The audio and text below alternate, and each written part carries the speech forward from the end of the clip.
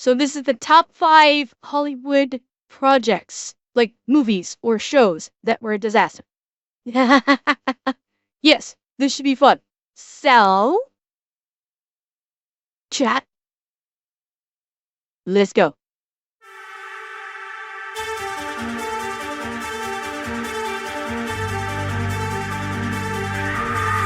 Interesting opening. 2023 was tough for Tinseltown. It was the year of the flopbuster, the streaming collapse, and the worst time strikes in history, leading to what many called the Great Hollywood Apocalypse, where the only survivors wandering the wasteland are creative bankruptcy, identity politics leftovers, and zombie franchises regurgitating unnecessary prequels, sequels. Wait, and zombie franchises. Okay, like I was trying to, like. Does this makeup remind you of anybody? Were they trying to were they trying to do the look of They Live? I think that's it. I think it's They Live. With Roddy Piper? That's They Live, isn't it? I'm getting that right? Yeah. Oh, Doctor Who is so bad. Yeah, this is from Doctor Who. It's just the look felt like they're trying to maybe try and do They Live, but maybe not. I don't know. It's bad.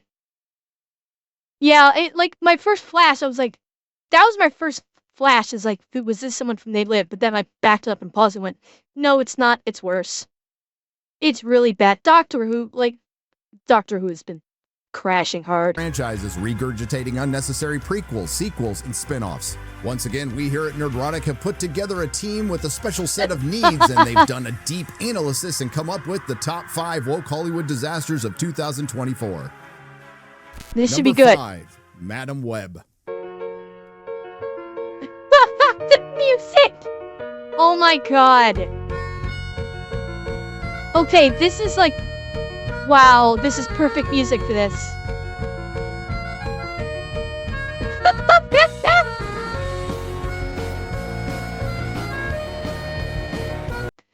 And let's face it, the only good thing about this movie is the only good thing about this movie was Sydney Sweeney.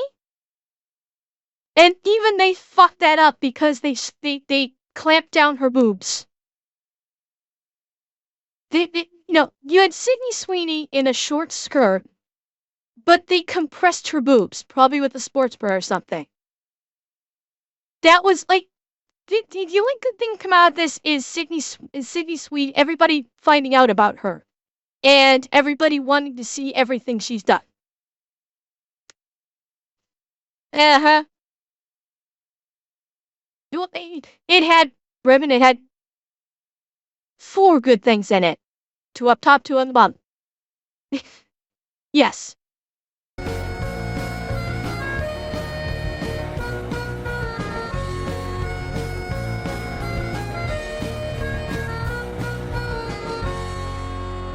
Another Spider-Man movie from Sony without Spider-Man. What could go wrong? Yeah. Starting with the casting of Dakota Johnson playing Madam Web, who, in the comics, is a clairvoyant elderly woman who's blind and crippled. The resemblance is uncanny. Now, how do you... Oh yeah. The big dog, it looked horrible. I never saw it. I refused to see it because it looked like a shit movie. And even Dakota Johnson, in her interviews, was saying, like, I have no idea if the movie is good. We shot literally practically everything on a green screen, and we're just having to pretend shit's happening, so I don't even know if the movie is good. Like, when your star is saying, okay, Hostler, lateral shift in my opinion. 50 Shades to this, that's kind of a lateral shift, honestly. It's not like either of them were good. You screw up a movie with Dakota Johnson and Sydney Sweeney? Well, possibly lie. Yeah. Look at Sydney Sweeney here. And then look at her here. Sydney Sweeney there. Sydney Sweeney here. Well, How the hell could you deny moviegoers the glory of Sydney Sweeney's boobs? How? She absolutely got it. Nah?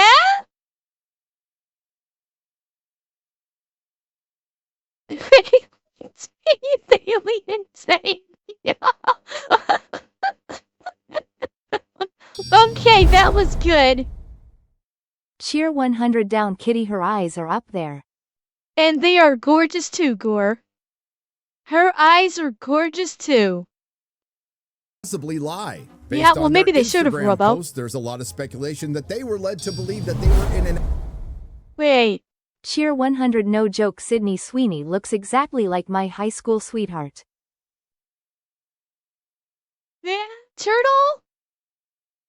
If only, right? If only. Based on their Instagram posts, there's a lot of speculation that they were led to believe that they were in an actual Marvel Studios production. When I got the Madam Web role, I ran into Lizzie Olsen in the hotel lobby and spoke to her about it for a bit. She said she had a great time and seemed very relaxed about it. So that was comforting. Which may explain why Dakota Johnson fired her agent prior to Madam Web's release. But the lies don't end there. Oh, yeah, Rygat. It sounds like it. It made it sound like they were going to be in an actual Marvel movie, and Madam Web was a Sony production. Because Sony still has all the rights to Spider-Man. So everything Spider-Man related, Spider-Man, Venom, Madam Web, all of that is released under Sony, not Disney Marvel. Now, to be fair, it was still very widely known that everything Spider-Man related was under the auspice of Sony. So, like, it's shared, but Sony still retains the lion's share of rights. Basically, Sony loans out Spider-Man to Disney for MCU projects. But the Spider-Man is still owned by Sony. This is not new, and Dakota Johnson should have known this. Like, she should have known that Spider-Man is still owned by Sony. And yes, Dwayne, like, yeah. Oh, no disagreement there. Madam Web, yes, was supposed to be, is an old woman. This movie was an origin story of Madam Web because she was not blind in this movie. She doesn't become blind until the end. Literally, the end of the movie is where she goes blind, and that's where she dons the iconic shades. And she gets blinded in the dumbest fucking way possible. She literally gets blinded by a firework going off in her face. That's it. Well, okay. Venom Save the Last Dance came out after Madam Web. That was... If you're talking about that, yeah. No,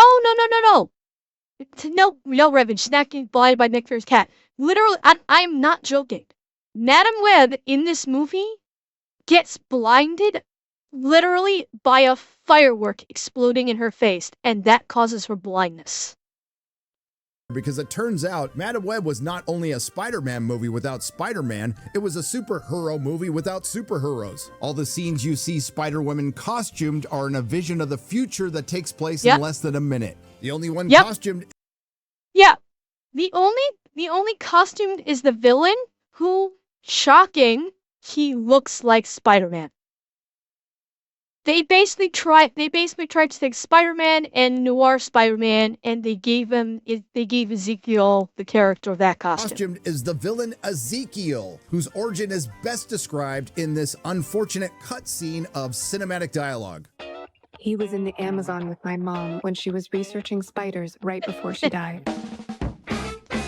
Wow. Turns out he left Madam Web's mom for dead and now has visions of these spider women killing him in the future. When in truth, those visions were of these women killing the Sony Spider-Verse. Yeah. Are you crying or are you laughing? This film is best described as an adult film without all the adult stuff. So, while my character in the movie may be able to see the future, I also can. And I know what the future brings. I know that when you see Madam Web, you're gonna love it. In fact, I think you're gonna see it twice. Featuring scenes Boy, that didn't age well, did it?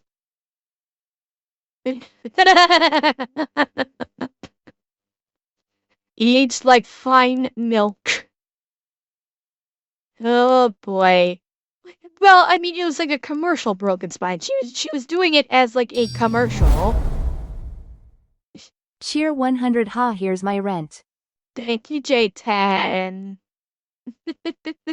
like an older woman kidnapping a group of barely legal girls and then taking them out to the park. You guys, this is so freaky. Who are you? What is going on? Then there's a scene of Yeah, like, okay. You guys, this is so freaky. Credit to the costuming department here to give her no chest. Wait, this right here is the best example. Like, wow, what a credit to her to squash down her rack and make it look like she has no chest. Well, yeah, I think they were going for like 15 or 16. I think is the age that they were looking for, and obviously they didn't like the idea of a 15 or a 16-year-old having like D-cup breasts. Yeah, I mean, the girl in the yellow shirt is pretty. No disagreement there. But Sydney Sweeney is prettier. I guess Sydney Sweeney rack is her saving grace because she can't act cheer 100. Well, okay, Revan, to be fair about the acting, none of them acted well in this movie. From everything I've heard, all of the acting in this movie was horrible, and I'd say that's from the direction, not from the actor's abilities. Shit script and shit direction. Because she's been in a few movies since this one, and from what I have heard, her acting in those movies is quite good. It is perfectly fine in the other movies that she's been in. This is 100. The acting in this you can 100% chalk up to the script and the direction. So I will not fault the actors with that. It was a shit. It was garbage all around, but not necessarily from the actors. Granted, I know plenty of people that say Dakota Johnson cannot act to save her life. Anyway, take that with however you wish. And yes, McCorkle, believe me, I know that teen girls are able to have that size, but obviously in a superhero movie where the girls are supposed to be 15, 16, they did not want to showcase that. You know, they did not want to have some big booba teenagers in a Spider-Man-esque movie. Which honestly, I think if they had allowed it, it probably would have saved the movie to a very small degree. Small, very small. But at least it would have given people something to look at instead of whatever shit they got on the screen. Who are you? What is going on? Then there's a scene of the older woman abandoning the barely legal girls and leaving them to their own devices. Just stay here and don't do anything dumb. Leaves them in the fucking woods. Don't do dumb things. This is followed by the older woman teaching the barely legal girls some CPR. And then you pump, and you want to go like 2 inches down. Go. Good. Okay. Okay, Anya, get ready to take over. And go. Great. Okay. Riveting. 1, 2, 3. Perfect. Nice job, Anya. And towards the film's climax, the older woman drops off the barely legal girls with an older man and a pregnant woman. All the setup, none of the payoff. In the end, the villain is killed by product placement. Revan, not only CPR scene, this CPR scene was prescient. Because at the end of the movie, Madam Web's heart stops and the girls have to perform CPR on her. Literally, all they're taught is how to do chest compressions. And at the end of the movie, Dakota Johnson's character, her heart stops because of the climax thing. And exactly. That is exactly it. It was Chekhov's CPR. You are exactly correct. The P in a Pepsi sign, and the origin of Madam Web, considering she had her powers from birth, was to become blind and crippled. I wouldn't be here if it weren't for the three of you. You can blame actors sometimes, actually. Unsurprisingly, it was panned by audiences and critics alike and became a massive flop. But there were some winners because Sydney Sweeney and Dakota Johnson may be the first two actresses in history to become more popular after their film bombed. I am so happy to be here. My name is Sydney Sweeney. Wait, Dakota Johnson became more popular? Sydney Sweeney, yes. I have heard Sydney Sweeney being talked about a lot more since Madam Web. I had no idea who she was with Madam Web. I haven't heard about Dakota Johnson being talked about since Madam Web. Like, yeah, the only thing I know Dakota Johnson from is from 50 Shades. That's it. Neat. Dust, we are looking at the 5 Hollywood flops of 2024, and we're starting with Madam Web. So we're dogging on it. We are 100% dogging on it. Justifiably. You might have seen me in Anyone But You or Euphoria. You definitely did not see me in Madam Web. And it had everything to do with their attitude towards the flop, which was to blame the executives, Sony, and not the fans. In truth, this was... Okay. Credit where it's due, then. Credit where it's due. They put the blame where it deserved to be.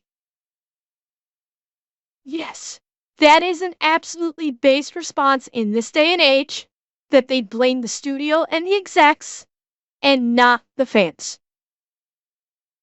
That is the one positive thing that came out of this movie, is the actors played it correctly. Yep. Even Dakota Johnson, Dakota Johnson, I have yet to hear anything about Dakota Johnson doing anything quote unquote woke. I never. And she pointed the finger at the correct people, so did Sydney Sweeney. Bravo. I will give them all credit for that. Because I said, I don't blame them for the failure of the movie, because it's not it's not their fault it was a shit script or bad direction. Executives, Sony, and not the fans. In truth, this was the best unintentional comedy of the year, and quite frankly, I had a good time watching it, but even at the time, many of us believed this would be the worst movie of 2024. Oh, my sweet summer child. Number 4. The American Society of Magical Negroes. Really? Okay, I heard this was bad. Was this a disaster? Wait, I knew this movie came out. I know it didn't do well. Did this really flop? Was it? Okay. Yeah, Osiris, that's my only experience too. I heard of it, and that's it. That's it. I've only heard of it.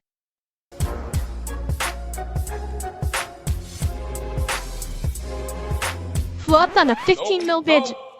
Considering the aforementioned problems with Hollywood in 2023, the question has to be asked, did they get the message about the message? By a considerable margin. After such a disastrous year, would the industry collectively do some deep introspection, maybe... Did it, Dust? They dogged on white people the whole movie. Oh, that would explain a lot. And, anime who... I'm not saying that. But thank you for the follow. lay low for a little while, possibly dial down the whole pissing off half the country thing? Or through their collective massive egos, hubris, and a clinical lack of self-awareness, would they release a potentially deeply divisive film that's guaranteed to piss off the 5s and 10s of people who bother to watch it? Now we know the trope of the magical Negro has been around for a long time, and if they had adapted the key and Cheer 100. So someone actually thought to do a Key and Peele skit of Ghetto High School in Harry Potter. It sounds like it, Gore? It certainly sounds like it. Really, Kaibo, even non-white people were calling it racist. That's bad. Do you know you have people turning against you when... Oh, yeah, that's bad. Hang on. It didn't like that term, but of course I'll let it through. Isn't the magical Negro trope also usually a woman? I don't know, it's like, is that a trope? I'm not even aware of it being a trope. I only know of the expression from this movie. I didn't even know if that was like a quote-unquote trope or not. Okay. It is a trope. Okay. Shows what I know. Peele sketch, this would have been fine. Instead, we got one of the worst films hang on, they actually just talked about adapted the Key and Peele sketch, this would have been fine. Instead, we got one of the worst films Alright, y'all of have the a good year. one. I'm too old to sit up all night. GG, and wish all y'all a happy new year. Thank you, Road Tax. You have a great new year also.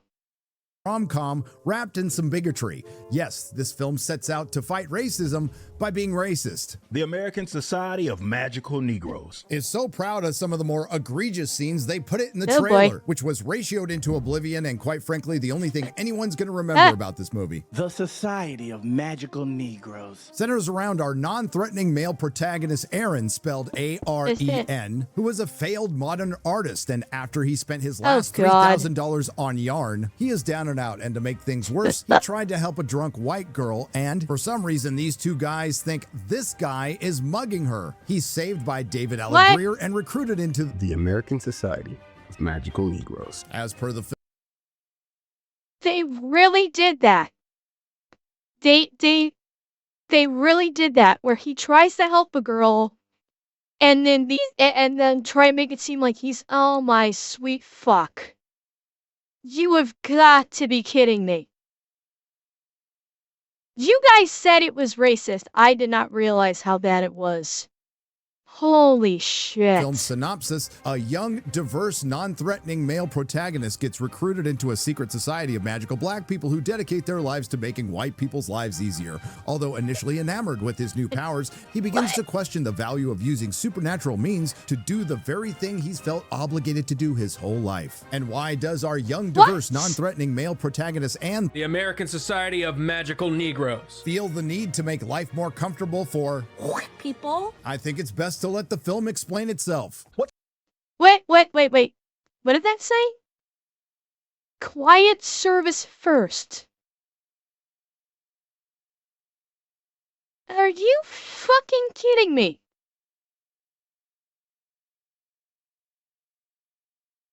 Oh my fuck. No, Gore, we ain't cancel. You know how I feel about this shit. Someone wants to try and cancel me for reviewing this, calling out the bullshit on a movie that flopped, mind you, by its own target demographic. I have one thing to say. Bring it. Fucking bring it. And, Sokochio, thank you for coming in. I hope you enjoyed the stream. In itself. What's the most I know, dangerous Hustler. animal on the planet? Sharks. White people. Ah, God fucking damn it. He really said that. He really fucking said that.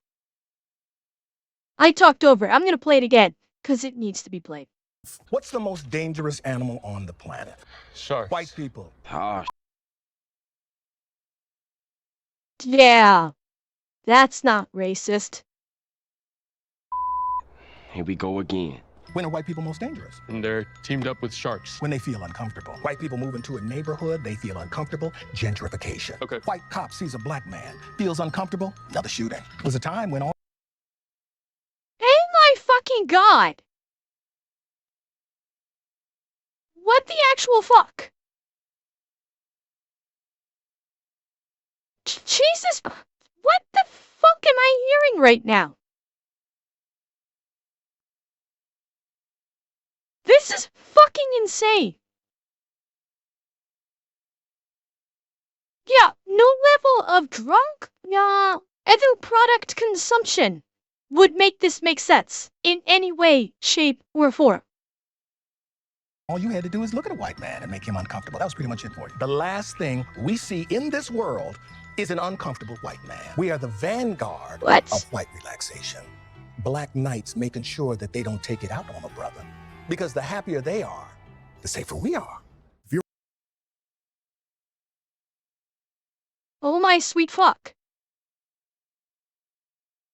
This movie...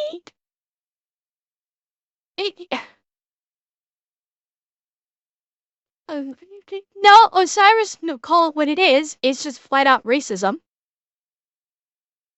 This movie is implying that the Caucasian populace are... Birth of a Nation in reverse cheer 100. I don't fuck... Yeah. Kind of. They're basically doing... Yeah.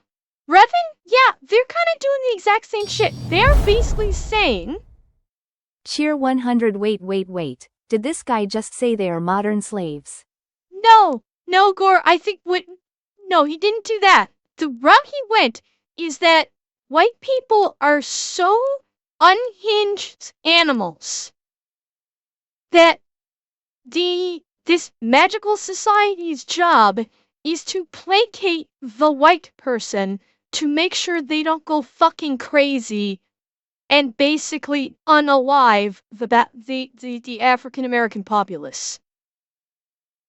That's what this movie is saying. They are basically calling all white people crazy savages.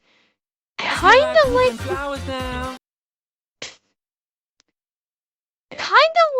the racists back in the olden times were saying about black people, which everyone universally agrees was bad.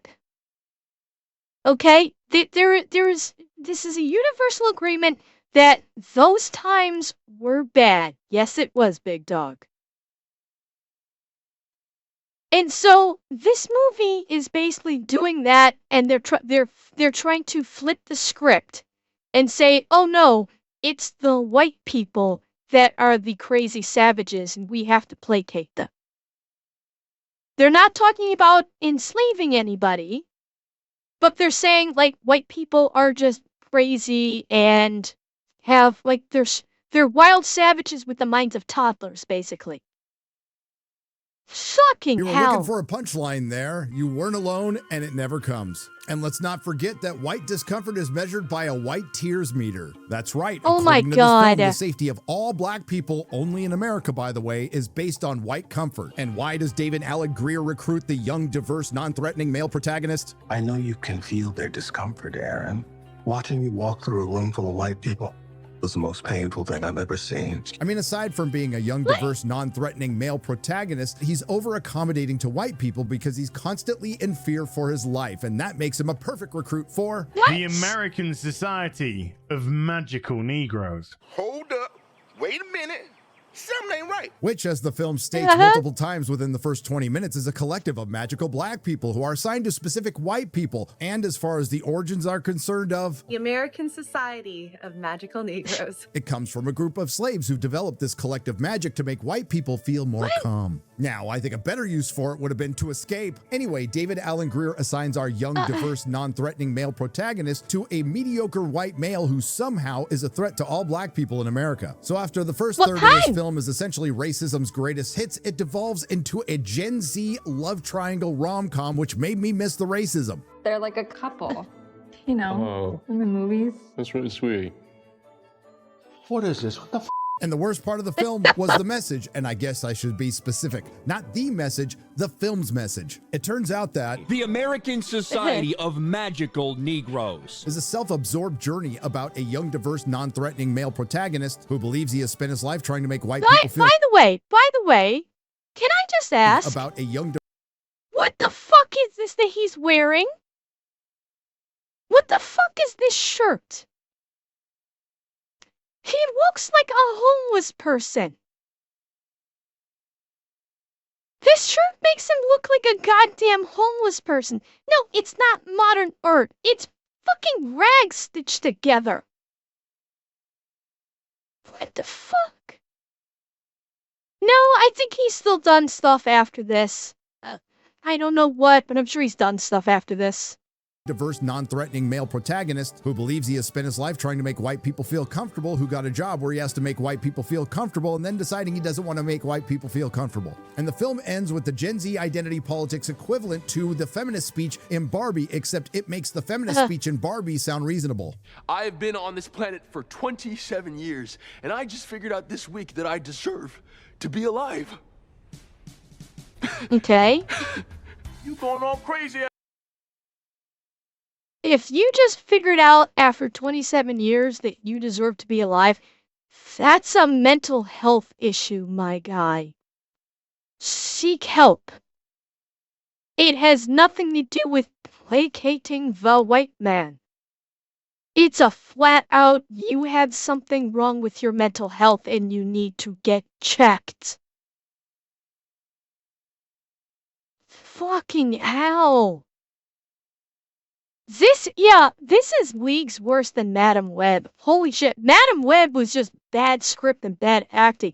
This is just flat out fire hose racism. What the fuck? That on me. The American Society of Magical Negroes. A film by first-time director Colby LeBee is a self-insert working through his First personal and last, hangups. I hope. An animatronic robot from Chuck E. Cheese. What she look like? I'm sure I'm not an animatronic. I think you look like the rat from Chuck E. Cheese. Chuck E. Cheese. Wow. Chuck E. Cheese. Can you sing a song with me? Okay. And for the people out there who don't think this film is racist, let's play a little game. Let's replace white people with Asian people, Latino people, multiple choice demographic. Well, Asian people doesn't work because they're white adjacent. So everybody knows that now. And yes, I'm being sarcastic. What conceptually could probably be a good film if it was made in 2008 when we could still have comedy turned into something angry, hateful, reductive, sad, and dumb. Oh my God. The American Society of Magical Negroes Was so bad, critics and what few members of the audience who actually watched it hated it. Oh, and despite its $15 million budget, it was still a well-deserved flop.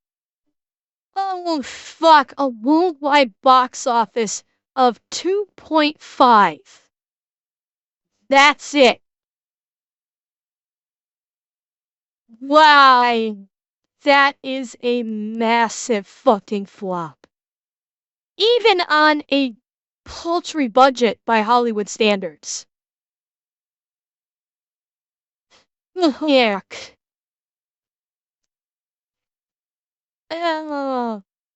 Ed Revan? Apparently. Apparently so. Nobody's... I don't fucking know. Well, God knows we don't know what brain trust is working off in Hollywood these days anyway, but... Oh yeah, Falcon, I'm keeping an eye on it. Don't you worry. Number 3, The Acolyte. Only number 3? Oh, fuck. Is Acolyte's only number 3? This is not good.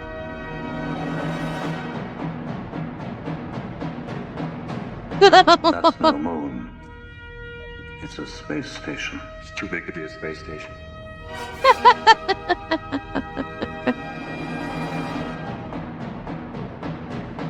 The cargo? It's basically... It's a culmination of co-opted movements. And it's basically just become the hot topic thing that everybody's writing on because Essentially, white people are safe to be racist to. You cannot be racist to anyone else except white people. White people are safe to be racist to because of history. That is the excuse. God! No! God, please, no! No! No! No! Yeah. People think the crimes of the father should apply to the son these days. Cheer 100. Rather, people think crimes of your ancient relative 500 years ago should be applied to you. Okay, let's not fuck with it. They're taking people that existed 300 to 500 years ago and applying it to people in current day. With what was done back then. Because they have no brain. It's a bandwagon that everybody's jumping on. It's now popular to basically bash on white people, and that's why so many people have jumped on it. And they're the easy target. That's it.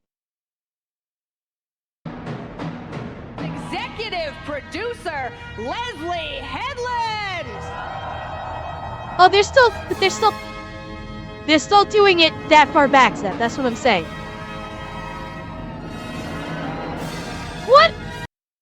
What was with the strut? Look at this fucking strut. Like she's something big and good.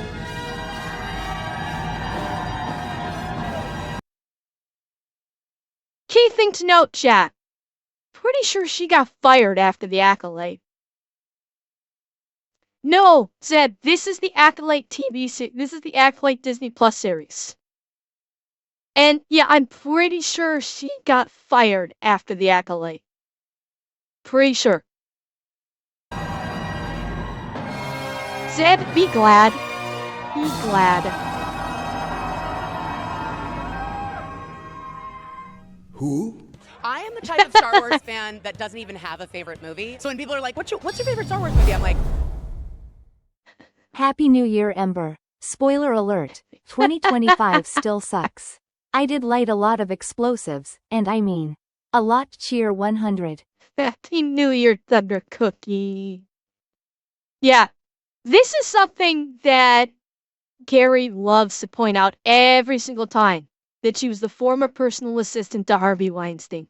Every time he points this out.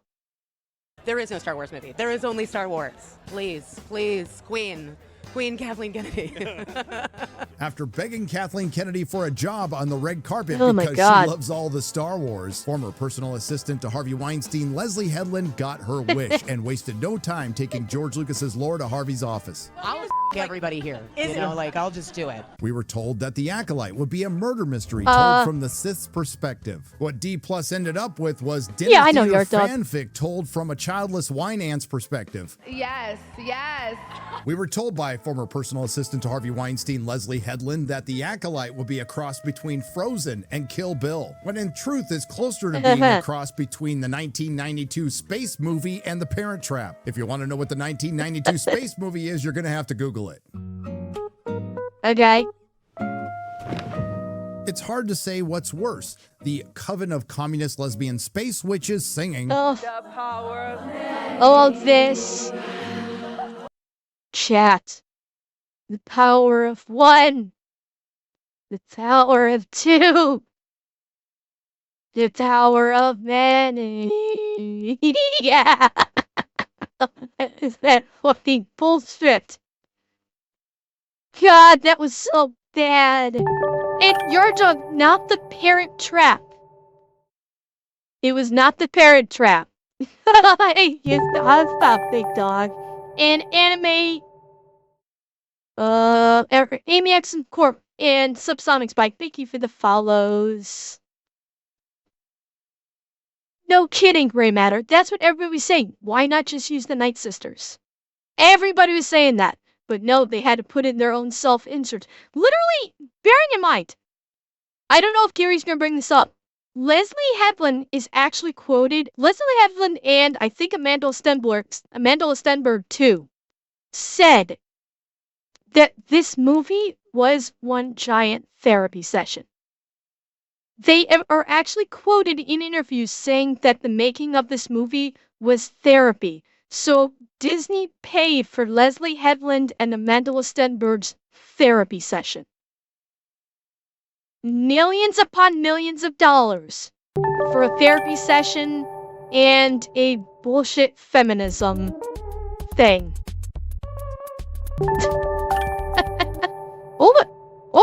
What? Oh no. What is,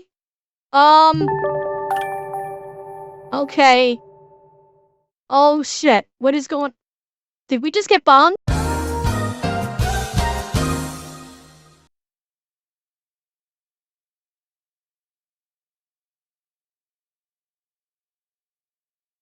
Right. Chat, are we back? Are we back? Okay.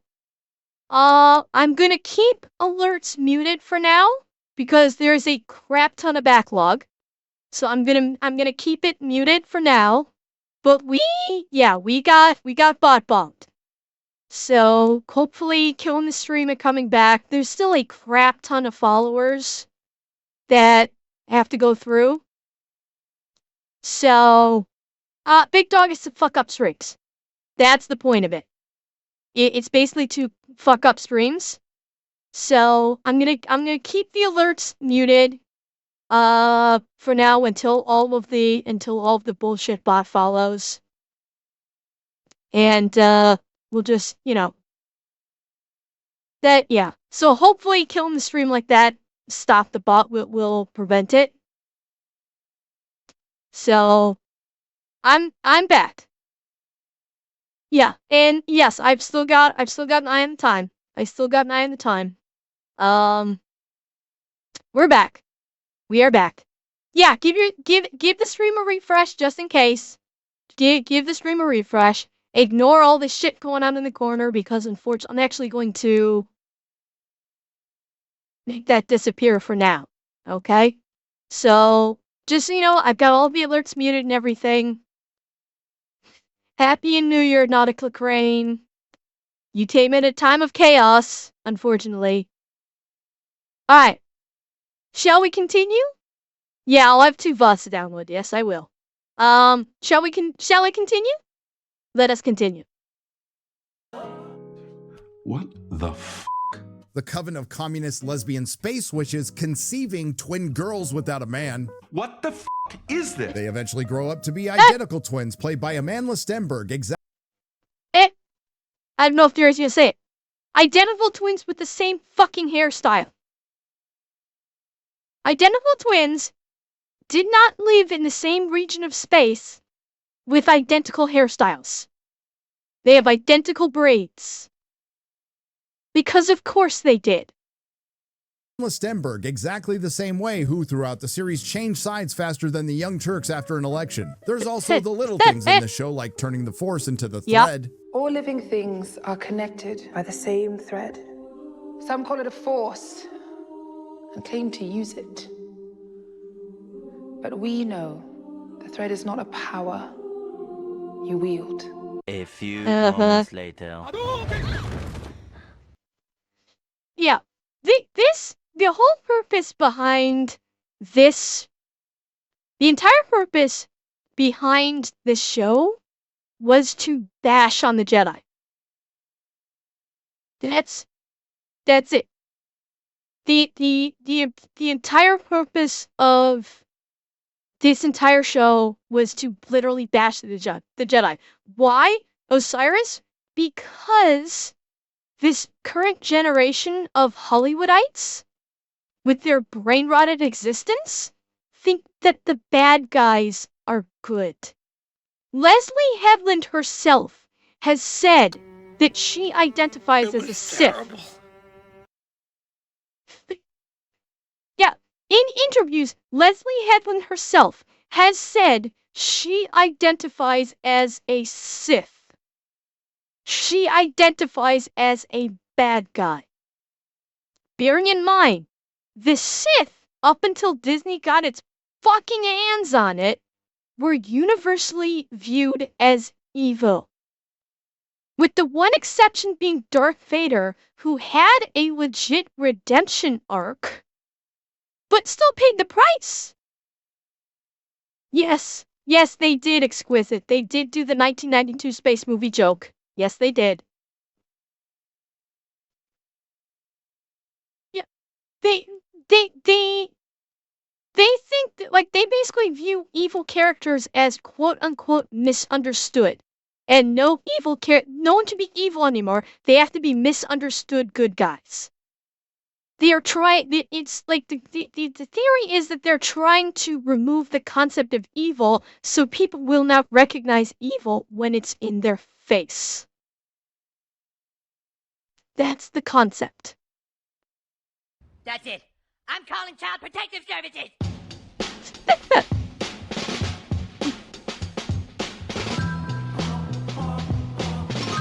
Yeah. Yeah, and of course, this Acolyte, who doesn't really have force powers. She's got force powers, but she's young and inexperienced, is kicking the fuck out of experienced, trained, powerful Jedi. The Jedi basically just rolled over. Because, like, this one especially is acting like he had to atone for sins, when they show in the very flashback they showed, the Jedi didn't do anything wrong. He basically just said, I'm going to unalive myself because we did something, they made it seem like, oh, the Jedi did something so terrible. And they actually, in their own flashback, in their own series, the Jedi were fine. Yeah, he got possessed. He was a victim. And he said, we are totally at fault. He's the victim and blamed himself and unalived himself. And yes, Carrie-Anne Moss was in this. She gets killed in the first 5 minutes of the fucking show. And they show her in a couple of flashbacks. Yes, Big Dog, Book of Boba Fett still seems bad. Yes, it does. Okay? Book of Boba Fett does not get off that easy just because the Acolyte was shit. Yeah, they the best actress they had. And they kill her off in the first 5 minutes and barely have her in the show. Yep. Oh my god, it was literally every decision made for the show was DEI crap and wrong. Revan, I was gonna say, Temuera Morrison was the one good part, and they still fucked him over. They still fucked over Temuera Morrison. He still got screwed over. But he was the one good actor. He was the one good point in the show. But even he got fucked in this. In this. I know. I'm keeping track of it. Hi, Lev. Wait, Lev, are you drunk? You're drunk, aren't you, Lev? I bet you, Lev, are you drunk?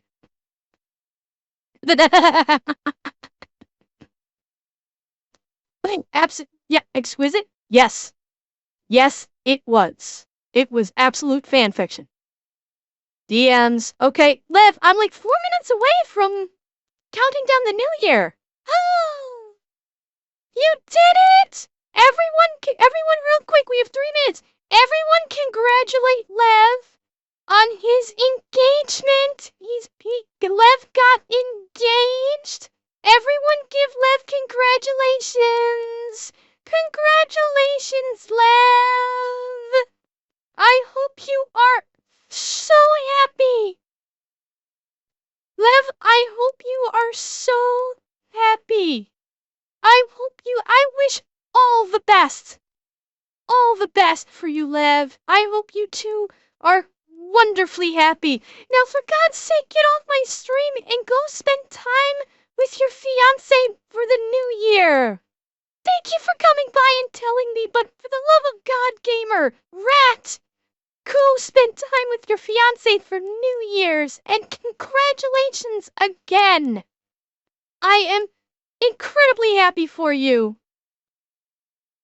You're putting on PJs. Okay. You put on the PJs. I'm so thank you for telling me about it, and again, all the happiness for you. All the happiness for both of you. I really hope everything goes wonderfully for you. And now I have to prepare, because we have a countdown that's coming soon for all of my Eastern chats.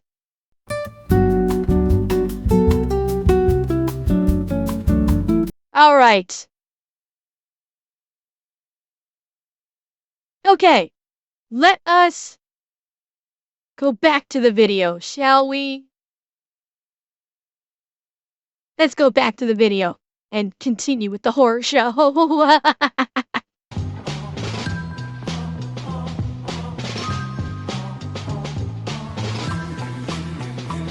Yeah, and kills all of them. My whole team is dead. A bunch of pussies. Or maybe it was the cowardly and incompetent Jedi. Or it was Jedi that looked like the Bee Gees. Or Jediabetes. Or maybe one of the problems with this show is your best actor, that guy from Squid Game, can't speak English. They want to take our children. The Jedi do not take children. Accompany that with the inappropriate Jedi-Padawan relations. But we also have to consider the possibility that this is one of 2 shows on our list that are adapted from purely male brands and written specifically for the bane of fandom. Shippers. Because there's a lot of people at Lucasfilm. Oh yeah, that is all Star Wars is now. Star Wars is all about shipping the quote-unquote innocent Jedi with the evil Sith.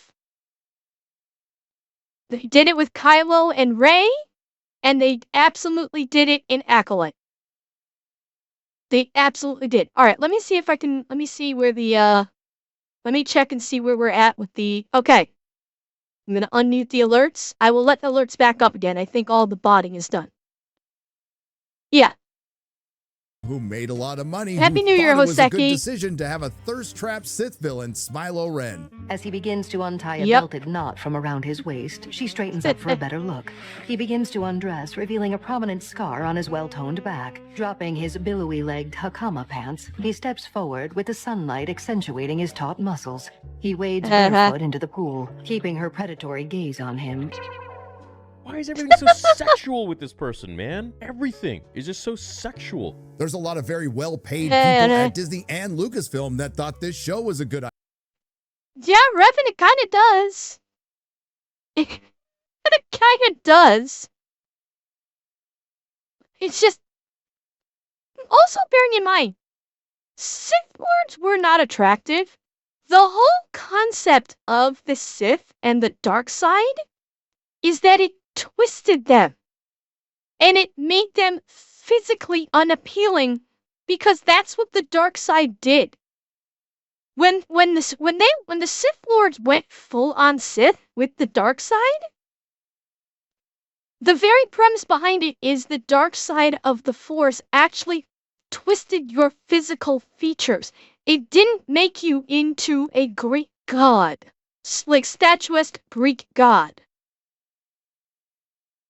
You know? Yeah, you get deformed. Like even fucking Anakin Skywalker. Okay? Even Anakin Skywalker, when he first changed into a Sith, there's that moment where he turns and faces the camera and his eyes have gone Sith and decayed. No, they did maintain that through the fight, and he looks like shit because of what happened with the lava. But had he gone full bore, he would have... Now, they'll make the excuse for Sidious that he became that way because of the Force lightning rebounding back onto him. They'll make that excuse. But Sheev did not exercise full Force powers by that point. You know, if Sheev exercised his full Force Sith powers, he hid his appearance in the legend. Okay, so he was hiding his appearance. Like, this is a basic tenet of the Sith. When you go full Sith, you look like shit. That's how you identify them as a Sith. But of course they can't have that because this is Disney Star Wars, and so the Sith have to be pretty now. Because Disney identifies with the evil villains. idea? Well, for starters, it turns out it wasn't a good idea to give former personal assistant to Harvey Weinstein, Leslie Headland, $230 million to make a Disney Star Wars show. You just have to have the confidence to walk in there and pretend like you know how to do it. I'm telling you guys, like, the truth. Like, that's how I made my first film, was that I was like, I know what's going on. I didn't at all. And I think it shows in the movie.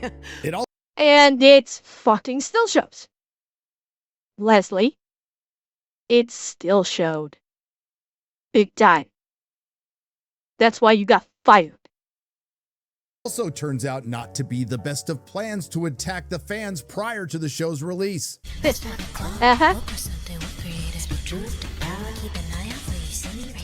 Hyper-conservative, bigotry, vitriol, prejudice, oh, for fuck's sake.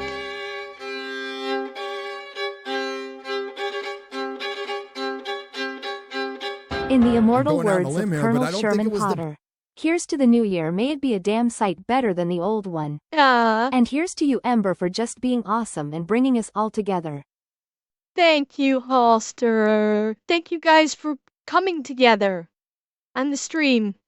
Thank you.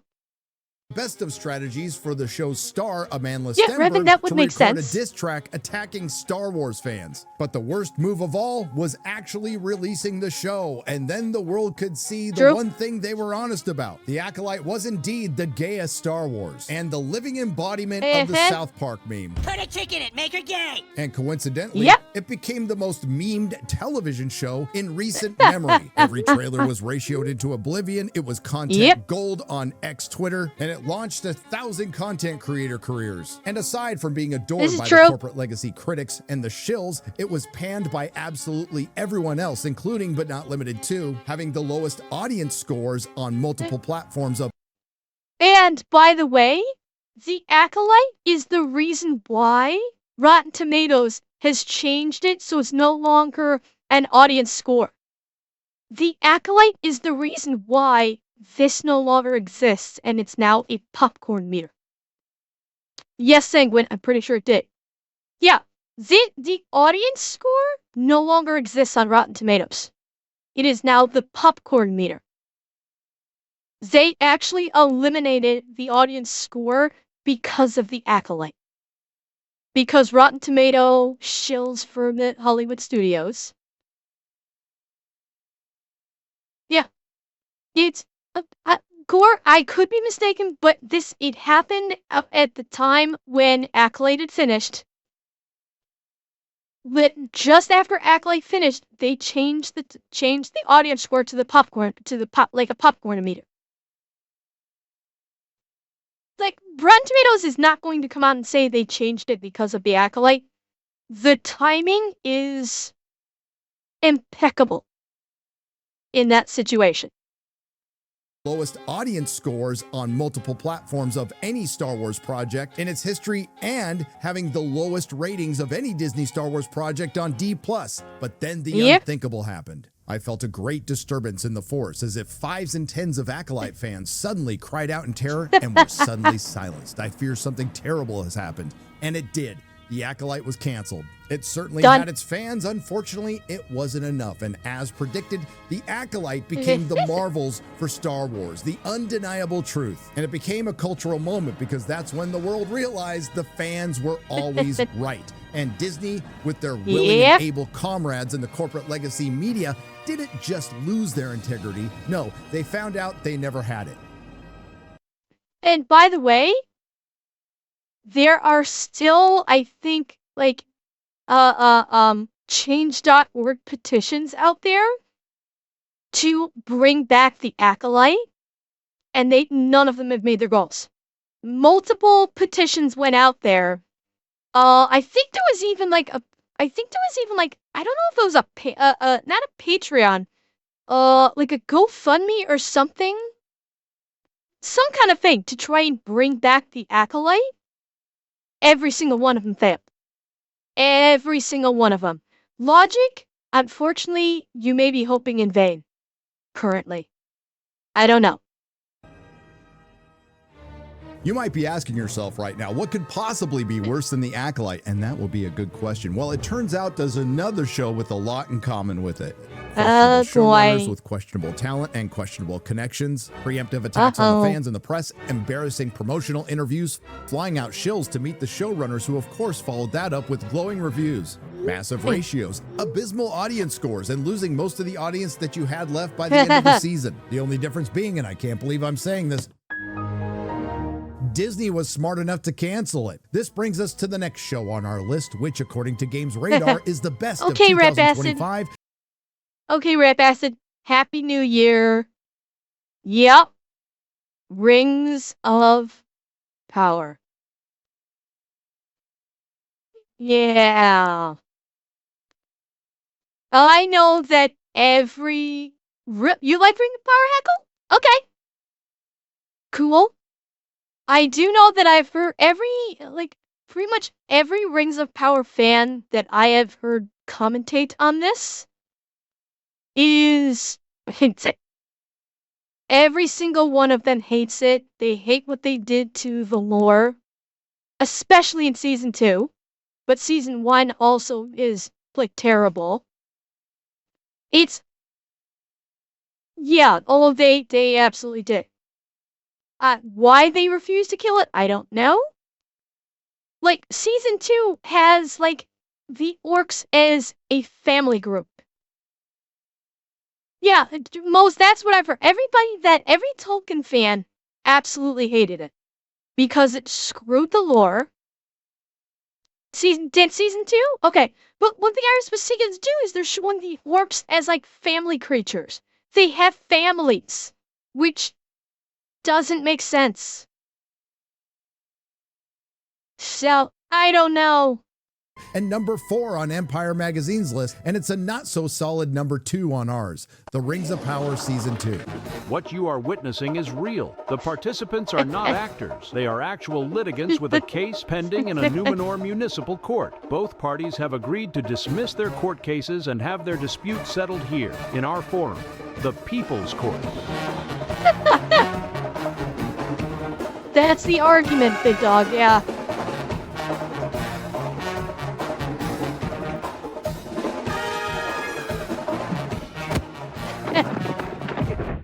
Jesus. Under most circumstances, a show that costs... Could you have a not more perfect judge than Viggo fucking Mortensen? Okay. That's good. Putting him in the judge's seat, I approve. I absolutely approve. Under most circumstances, a show that cost $58 million an episode that lost 63% of its audience throughout its first season will be canceled. But when your show's the giant vanity project of a megalomaniac billionaire who's the closest thing to Dr. Evil we have in this world, that has enough spare change around to spend $42 million on a massive clock that ticks just once a year in the Sierra Diablo Mountains of Texas, that's totally not a cover for a secret base, and flies around in rockets that look like a... Wang!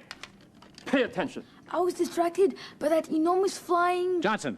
Yes, sir. So of course the show was safe, but did Amazon learn from their mistakes and listen to the fans that they called patently evil? But a lot of it, Oh, I have to say, God. at the end of the day, we just got to... Really? This was one of the biggest complaints is, once again, flat out attacking the fans.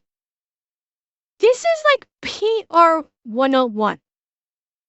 You do not attack your customer base. That's basic.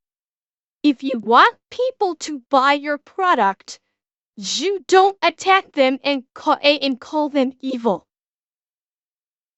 You're supposed to gas them up, not drain the tank. Tune it out. There's nothing anyone can say about the show that one of us hasn't already said, oh, this didn't turn out. Oh, No, the Gargoyle, because that was that's supposed to the be better. meta now. Oh, that didn't work. But you did it anyway. To be fair, after some quiet reflection, Amazon did identify the one single problem they had with season 1, all the male directors. I'm so happy the season has been directed by women. It gives a different perspective, I would say, the feminine gaze. That's what I meant to ask you. How different is the feminine gaze? The fact that 3 women get trusted with this huge budget, I always say, why not? Why wouldn't we be able to, right? Absolutely. Wrong question. It should not be, why wouldn't you give women the directing and the budget? How about you give the directing job and budget to someone that actually can direct, male or female? Okay, this is not about a male or a female director. This is about, can you do the fucking job? That is what it's always been about. Yeah, I have no idea who these people are or what they've done before. Oh, yeah, Christopher Lee would have fucked them up if he was still alive. He would have called them down to the carpet. And I realize I'm asking too much of them, Shadowsburger. I realize it. We might have a female president soon, so... Yeah, how'd that go? Ultimately, Amazon did. And by the way, that's not a dig at a female president. It's, you know, it's, again, people are sick of the bullshit. Honestly, okay, I'm gonna do a small deviation of my rule here. What happened with the election was not an issue with the candidate. Making it's a show with the shit party at large. intentionally doesn't magically make it not shit. Correct, Beats. So that's all I'm gonna say with a small little bend to my no politics rule. It wasn't the candidate, it was the party backing him, and that's it. That's all I'm gonna say. And leader of the Lost Souls, thank you for the follow. Didn't listen to the fans and repeated all the same mistakes. And there's a new mantra in Hollywood. I mean, besides male and pale is stale and survive until 25, and it's things can always get worse. When they weren't blatantly ripping off, I'm sorry, paying homage to Peter Jackson's Lord of the Rings and The Hobbit and even Harry Potter. What? Harry Potter? What was that? There are nameless things in the deep places of this world. There are older and fouler things than orcs in the deep places of the world. He's never mentioned you. A wizard does not find his staff. It finds him. The wand chooses the wizard, Mr. Potter. Corporate needs you to find the differences between this picture and this picture. They're the same picture. Amazon, out of one side of their mouth, promised that season 2 would be more. Now, there is such a thing as paying homage, but I get the feeling that that Rings of Power was not paying homage in this situation. That's my feeling. More canonical and honor Tolkien's lore, when in truth they were buggering it some more. I must have missed the part in the appendices where Gandalf showed up in the Eastern lands 1,000 years too early, wandering around with female Sam and female Frodo, just so we could spend 2 seasons revealing his name in the lamest way possible. When in doubt, always follow your nose. Bitch, please. Perfect. Fucking perfect.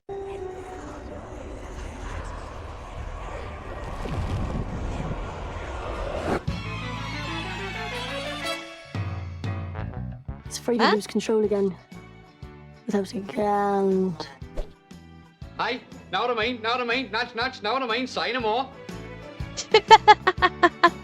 What is it? From the staff I saw in my dream. He's a giant. Like an elf? Bigger than that. Oh, so he's a great big grand elf. Say no for more, fuck's say no sake. more, know what I mean? Nudge, nudge. The secret fire whispers to us if we have ears to hear. Thank you kindly, Grandel. Very good, very good. Oh my fuck. Gandalf. Great, it's about time. And it's astounding that everyone on Earth who actually Really? they got, like, I am not super familiar with the lore. I trust in others to know the lore better than I, so Gandalf never looked young. Well, and as Gary was saying, according to the Rings of Power, he's showing up 1,000 years too early as well. Along with, like, they fuck up the timeline so fucking much with the Rings of Power. Yes, Zed. Red Lord of the Rings completely missed the point with orcs. Instead of being the embodiment of evil, apparently the professor intended for the orcs to be an oppressed class of victims who just want a safe place to raise their kids, be evil, and practice their corrupted form of life in peace. We are safe here. We have a home. Must we go to war again? There are some dangers in this world about which it is a father's burden to know, and a son's burden to trust him. Trust me, my son. This one I heard a lot of people had an issue with. That basically they turned the orcs. I fuck if I know what they were even based off. It's like they were, the orcs were basically cannon fires that were spawned. Yeah, exactly, Dust. Like born from basically like mud or whatever.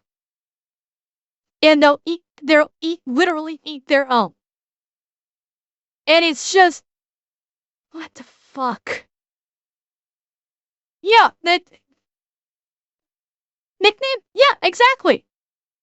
That's what everybody's saying. Is like, okay, they're supposed to be corrupted elves, and you're doing this with them. Like, what the fuck? They're supposed to be like frenzied beasts that they basically just live to kill things. And now all of a sudden, they're family people. When I tell you that we will never truly be safe. As you will it, Lord Father.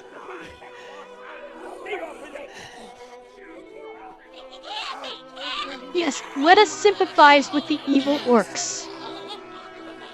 Because again, like I said, they are Hollywood is trying to basically eliminate the idea of evil.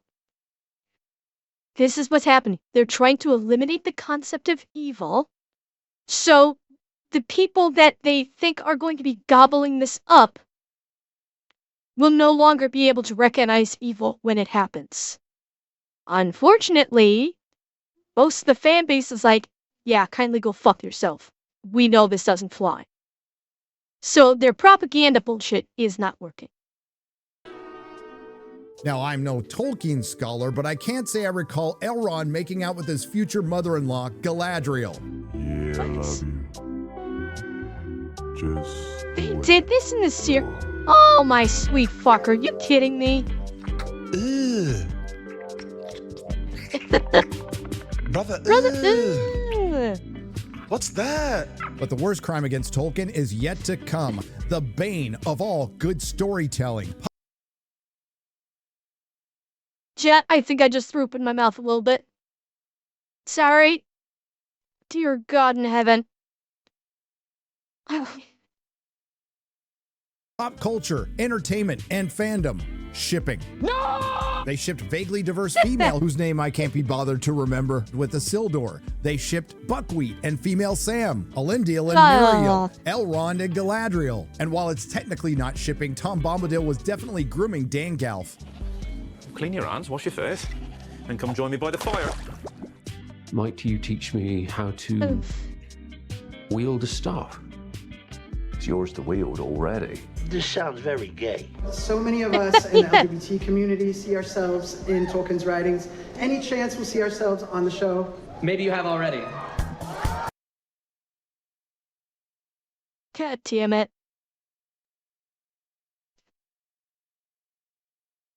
Again, I don't want to repeat myself. I've said this too goddamn many times. Nobody has an issue with it. It's when it's shoved down people's throats and say you will like it or you are evil that people have a problem with it. And yes, okay. I don't want to call anybody out, so please feel free not to answer if you do not wish to. anyone in my chat right now that is LGBT, if you do not wish to respond, cool. How many of you always wanted to see yourself in Tolkien's work as someone who is LGBT? Hi, 11. How's it going, Raiders? Welcome, welcome, welcome. Hi, Raiders. Welcome to the stream. And, Boogadis, thank you for the follow. Okay, right, yeah, good. Happy New Year, 11 and Raiders. Oh, did the shout-out work? No, shout-out didn't work. Well, shit. Oh, well. You see yourself as an orc, Bobby. Okay, I will accept that answer.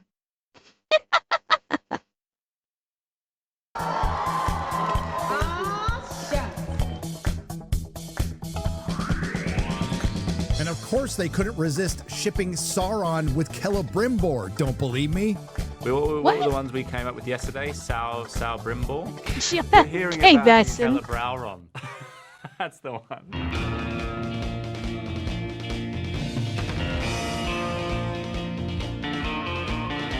Oh, God. Yeah. Oh, that smile. Oh, the smile that launched 1,000 memes. Yeah. Oh, I know. Yeah, again, they can't. Someone that is evil can no longer be evil, Revan. Don't you know? You can't be evil in a Hollywood movie anymore. You have to be a misunderstood, tortured soul. Happy New Year, both of these. But the single most vile and subversive thing you can do to the professor's work is take the embodiment of femininity, Galadriel, who Amazon managed to turn into Guy Ladriel, the insufferable girl boss, who, when she's not treating with orcs, she's slaying them and shipping her with the embodiment of evil, Sauron. And this is nothing short of character assassination, right up there with Indiana Jones and the Dial of Dysentery, Han Solo in The Force Awakens, Luke Skywalker in The Last Jedi, and the Doctor in Doctor Who. Turning Sauron, the dark sorcerer and shapeshifter, master of shadows and lord of werewolves, into a hopeless simp for Guy Ladriel, whose shapeshifting ability was putting on a wig and fooling everyone in Middle Earth, making it Simple Earth. But at least we got to see Sauron cry twice. And after yet another disastrous season, it's clear that this is the worst adaptation ever made. Conceived and put together by a company that hates the source material, the author, and the fans. And shame on the Tolkien Society, the Tolkien Professor, the Tolkien Scholars, and the Tolkien Estate for supporting the scouring of John Ronald Reuel Tolkien's work. And the current cope coming from none other than the Tolkien Professor Dr. Corey Olsen. There's no such thing really as canon in Tolkien. Oh! I'm sorry, what? I'm sorry, what? Professor Dr. Corey Olsen. There's no such thing really as canon in Tolkien. Oh, off. We'll let. There's no such thing as canon in Tolkien. Gamer, are you high right now? There are literal books written. People have read them. People own them. How in the holiest of fucks can you say that there's not canon in Tolkien? Kindly go fuck yourself. You are no expert. If you cannot admit, if you cannot acknowledge the fact that there is literal canon in print of the Tolkien works, you are not an expert and you can go fuck yourself. Plain and simple. I am not even a Tolkien fan by any stretch of the imagination. I enjoyed the Lord of the Rings films. I have not read the books. But motherfucker! Cheer 100. There's no such thing as canon if you choose to ignore it, Tilda. Exactly. Okay, as a writer, that offends me. Okay? if any of my works is, God willing, baby, in this day and age, I don't know, maybe I should be praying against it. If any of my works is ever turned into a film or a series, you're goddamn right, I want my books to be considered canon. I do not want some fucking expert to say that my books are not canon. Hell yes, with the kitty sass. And yes, I've written books. I've written about 13 books. Yeah. So yeah, that is anyone who is a writer. That would be offensive to say, oh, well, there's no really canon with those written works. Fuck you, dude. Just fuck you. The real professor respond to this. The canons of narrative in any medium cannot be wholly different, and the failure of poor films is often precisely an exaggeration and in the intrusion of unwarranted matter owing to not perceiving where the core of the original lies.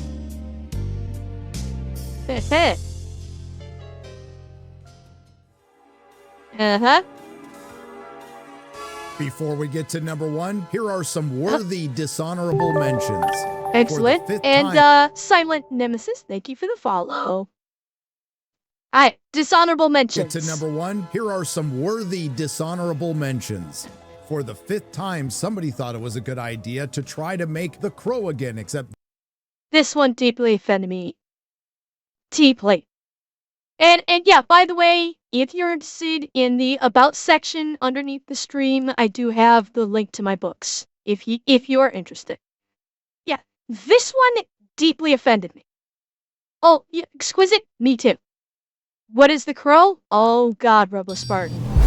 How do they spend $1 billion on this show and the costumes look like cheap fan FIC shit? Cheer 100. Oh, yeah, Revan, that was a common complaint, that the costumes look like garbage. Yes. The Crow is sacrosanct to a lot of people because of what happened to Brandon Lee.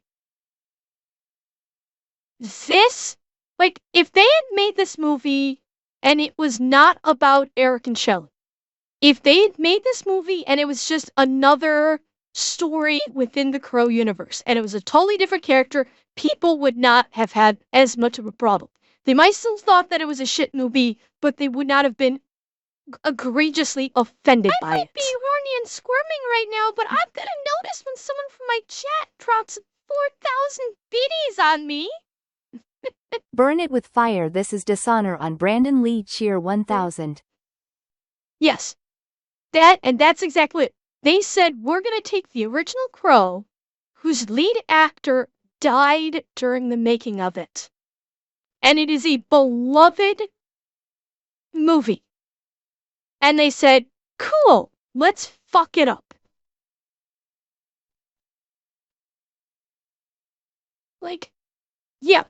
This one, I will never see this movie. This ain't The Crow, it's Sting with a baseball bat at this point. Cheer 100. In regards to this movie, Revan, you're insulting Sting right now. No, this one, I refuse to see it. I will never watch this movie. Because it is an insult to what Brandon Lee and everyone else involved in the project back then did. The original Crow, the original Crow is probably my favorite movie.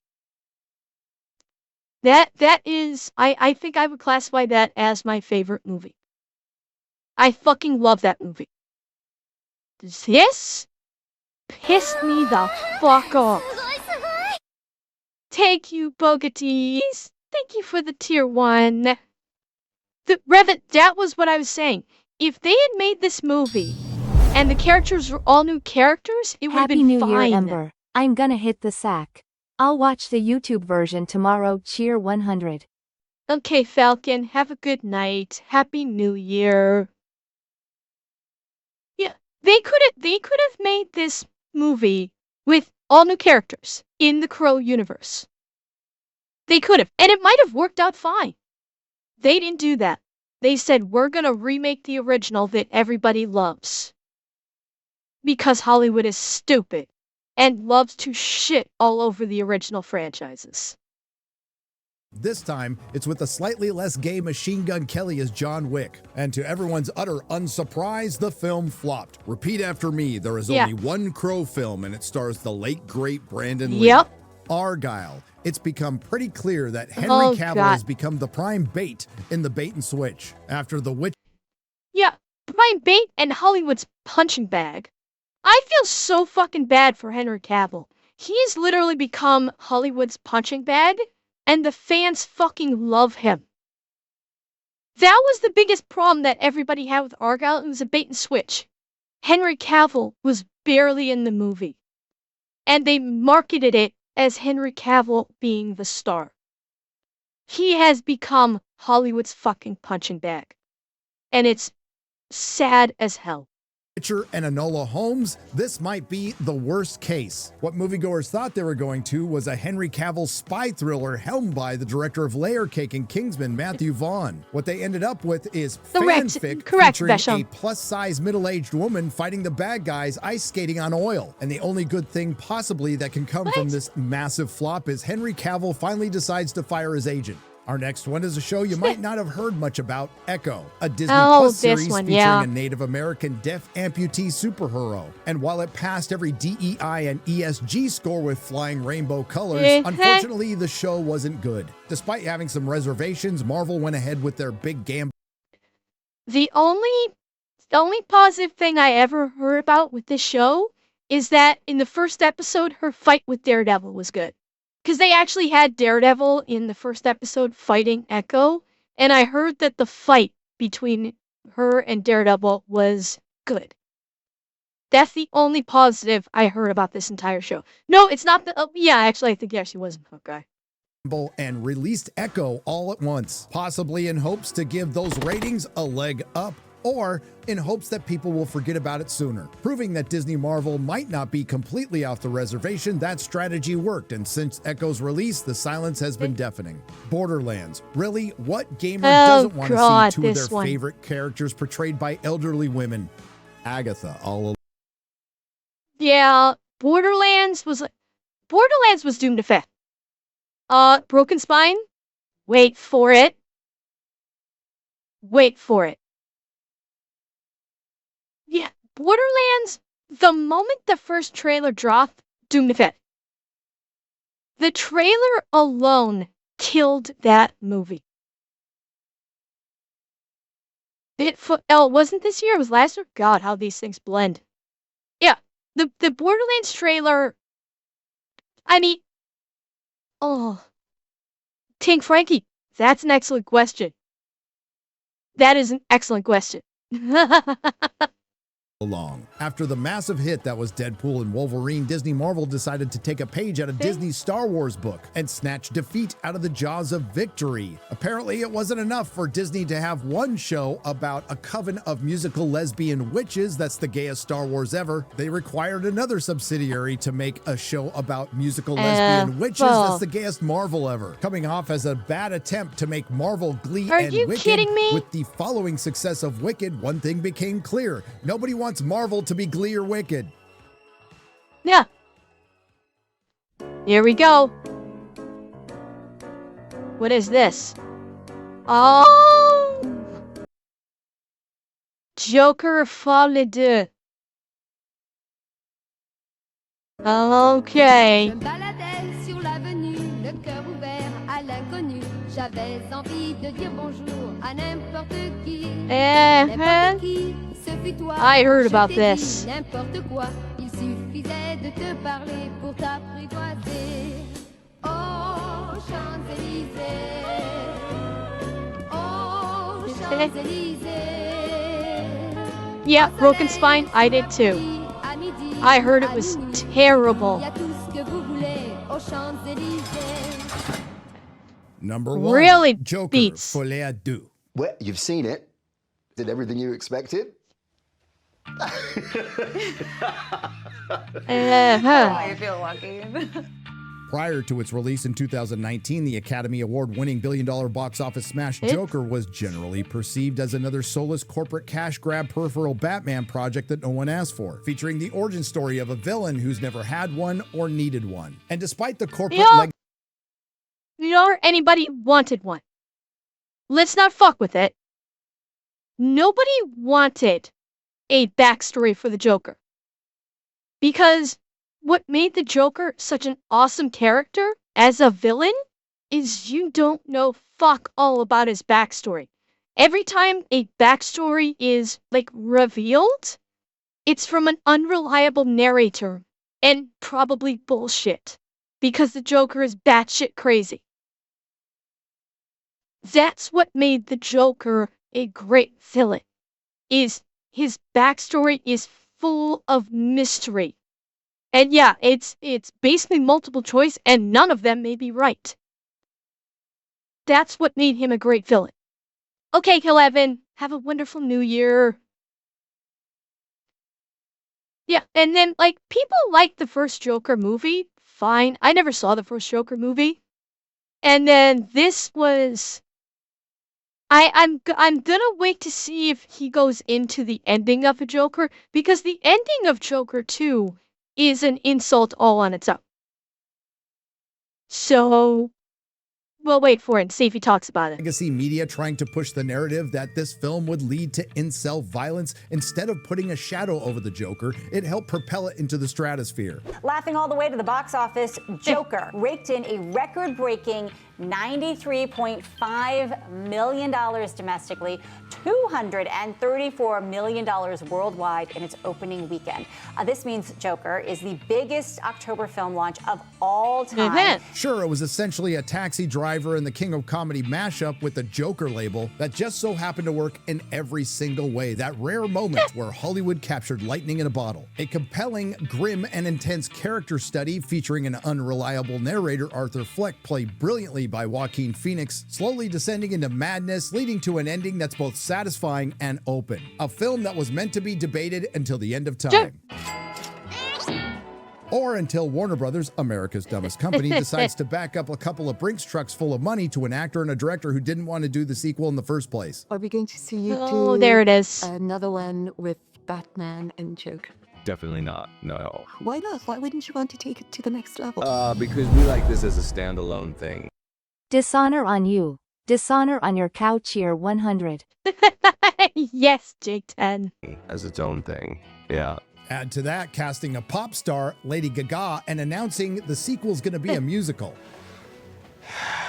Leading many moviegoers to revisit their doubts prior to the first Joker. And then, unfortunately, the film was released and 5s and 10s of people saw the truth. That it was a film that, while being put together by very talented people, played out like an actor and a director not wanting to do the sequel in the first place. And if it ended there, you could just chalk it up as another soulless corporate cash grab peripheral Batman project that no one asked for. But no, what puts Joker 2 in its well-earned #1 slot on our list is far worse. Instead of being just another ill-advised sequel featuring member berries, repurposed dialogue, and callbacks to better times, in Joker 2, Todd Phillips made the very bold decision to systematically dismantle everything good about the first film, with a heavy dose of the good old subversion of expectations. Instead of seeing an expansion on Arthur Fleck's Joker, watching him come into his own and going on murderous romps with Harley Quinn, instead we get to witness our auteur filmmaker make the avant-garde decision of having Arthur Fleck withdraw and regress into the character. Yeah, from what I've heard about this movie from all the reviews, throughout the majority of the movie is Arthur Fleck being a shell of himself. Whereas at the end of the Joker, he basically found his power, essentially. And in the Joker 2, he's like this little shell of a man for the majority of the movie. And is just like downtrodden and depressed and all kinds of Something bullshit. tells me Todd Phillips did this to give DC the finger cheer 100. Maybe Revan? I don't know.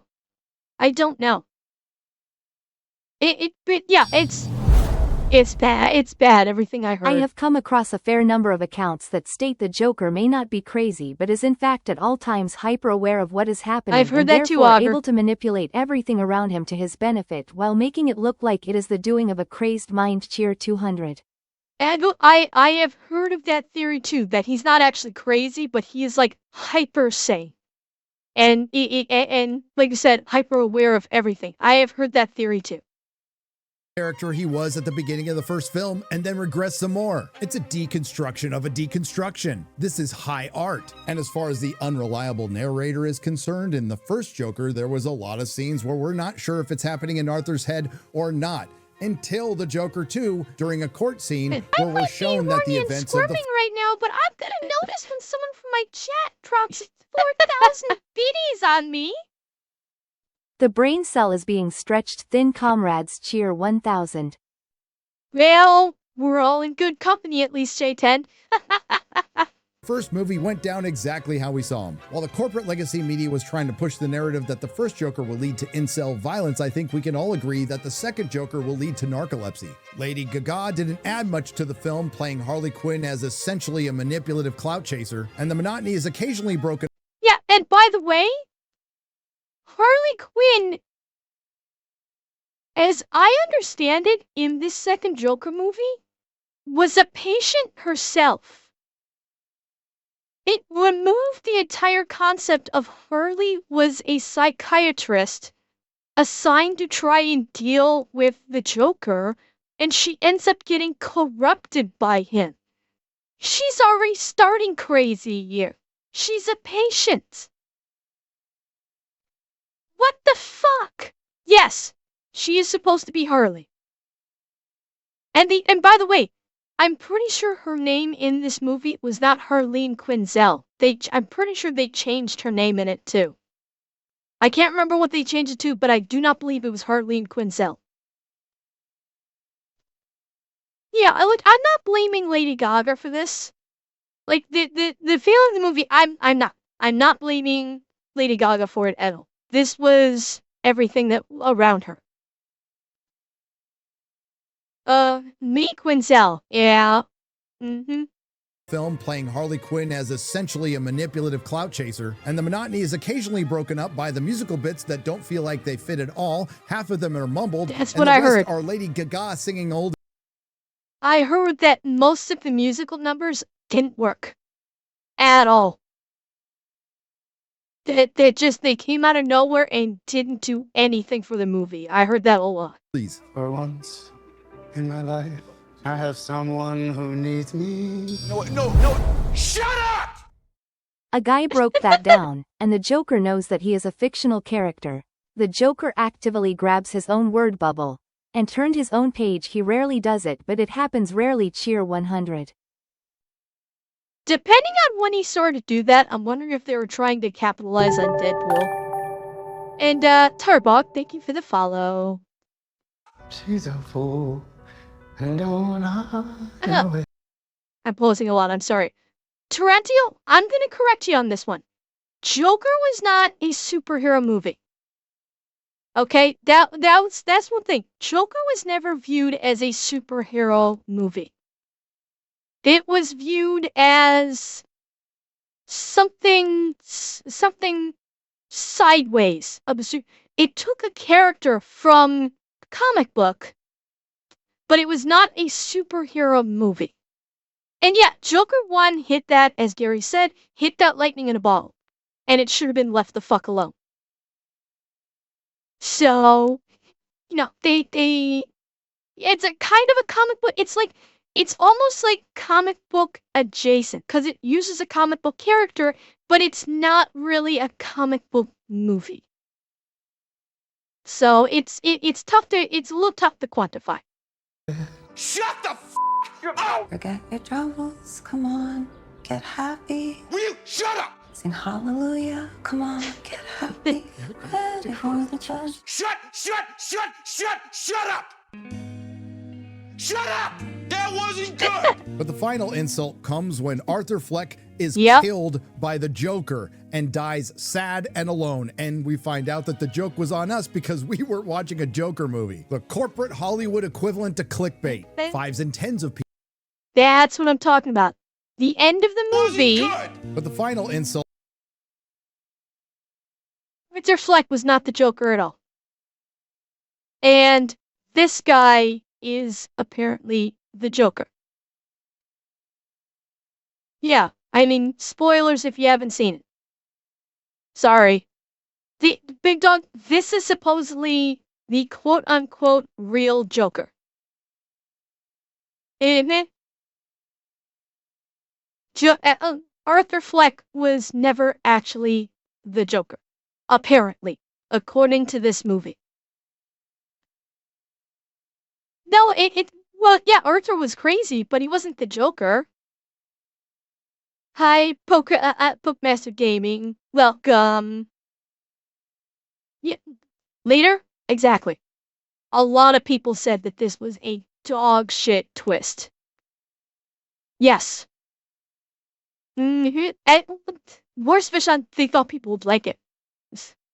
Comes when Arthur Fleck is killed by the Joker and dies sad and alone. And we find out that the joke was on us because we weren't watching a Joker movie. The corporate Hollywood equivalent to clickbait. 5s and 10s of people they will finished cry it with that like a Joker courtroom 2 scene, is for God's sake. misunderstood and will be considered a masterpiece in 20 years. If we go along with that line of thinking, we have to believe some of the excuses provided as to why Joker 2 flopped. Theaters played too many commercials prior to the film. It was the toxic fans' fault, or my personal favorite, oh my the God. audience is too stupid. Or the media literacy crowd might want to consider this one possibility that the audience was smart enough to pick up what Todd Phillips was putting down.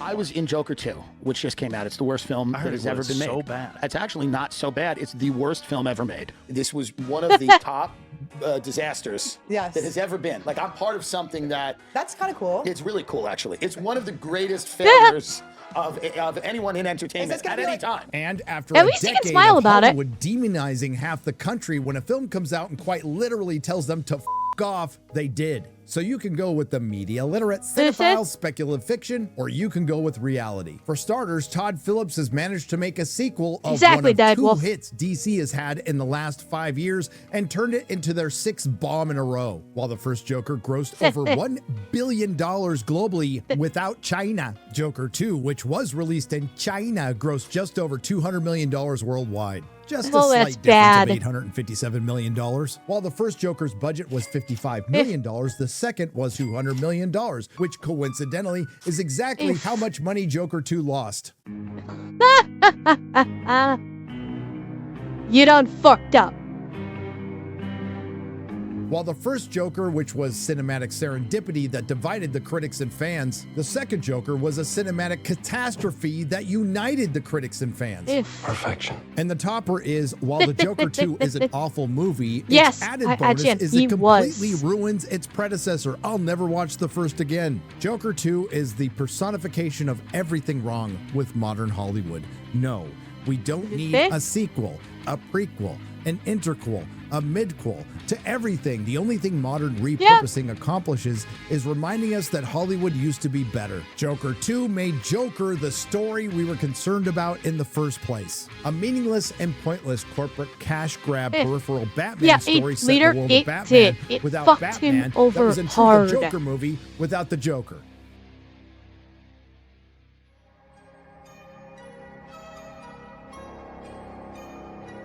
That's our list, folks. The top 5 woke Hollywood disasters of 2024. A year that's been tough on.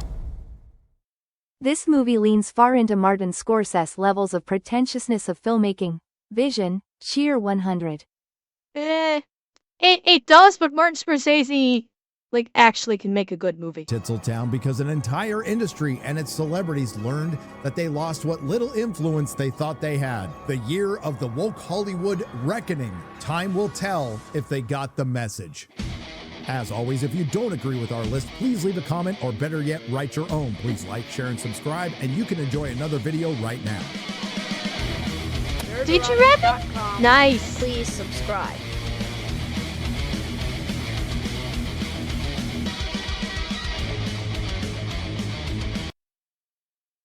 Yeah. That was a hell of a one to end for.